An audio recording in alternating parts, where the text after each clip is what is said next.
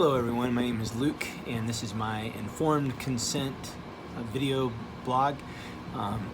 So to start off with, I looked up the ACA Code of Ethics and the Virginia Board of Counseling Code of Regulations and compared the two and started there because those are the standards.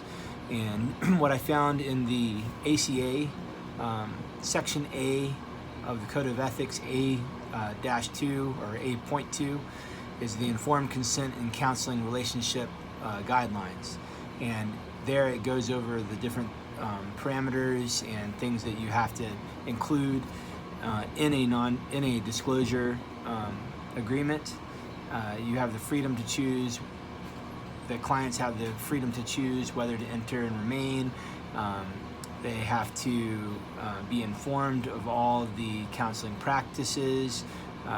Counselors explicitly explain to clients the nature of all the services provided.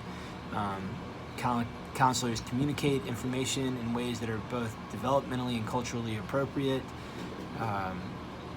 And they explain, the fees and billing arrangements down.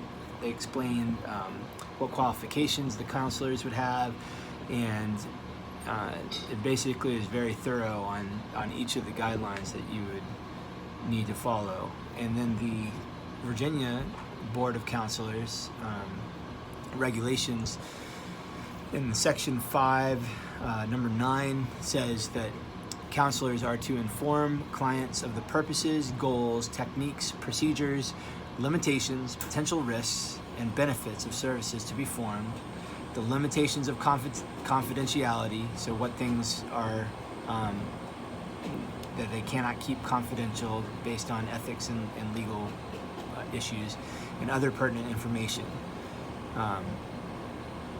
And also talked about in these is the responsibility of counselors to refer and that they need to refer.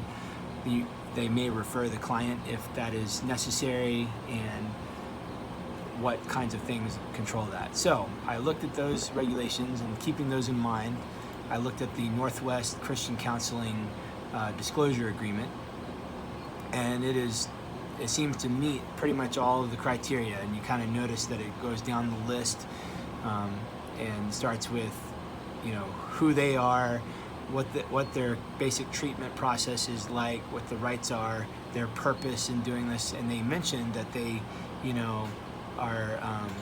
they specifically offer Christian counseling. And they, in fact, down at the bottom, I noticed that one of the things they ask is, they have a little line that says, are you specifically seeking Christian-based counseling, yes or no? And do you want your counselor to use prayer within the counseling process, yes or no? And so the client gets a chance to actually select that and choose that, which I think is really good, So as this is a Christianity or Christian counseling is a subculture out of the main culture, and we're specifically addressing a certain population, it does seem to fit that you would want to have these skills to offer clients in that population. So also all of the things that are mentioned in the ACA are put into this.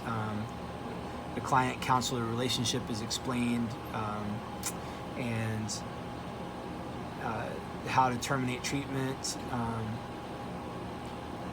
it seems to be pretty thorough. So I think it's a good one.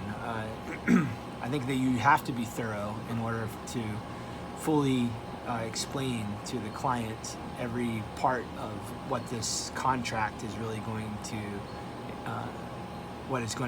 this relationship is going to be for the client and the counselor.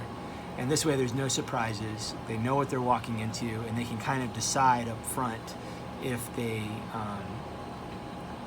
want to participate or not. And my question to anyone is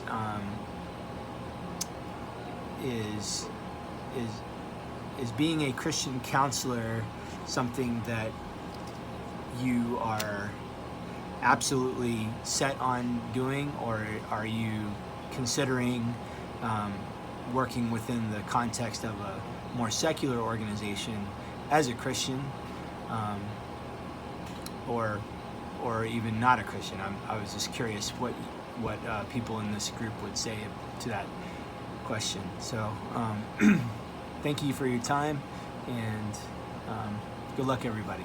Thank you.